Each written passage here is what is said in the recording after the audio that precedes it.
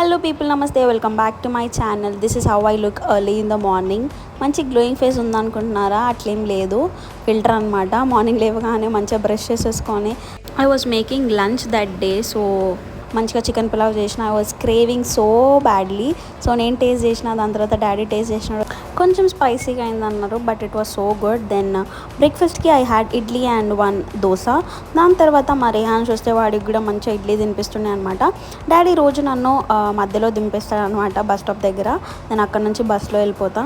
బయట రికార్డ్ చేయడం is a biggest task. Everyday ఇలానే ఉంటుందని కాదు, అప్పుడప్పుడు మా డాడీ కూడా డ్రాప్ చేస్తుంటారు అనమాట. మా ఆఫీస్ అయితే మంచిగా నీట్గా ఉంటుంది అండ్ గ్రీనరీ, చెట్లు అవన్నీ మంచిగా పెంచుతారనమాట.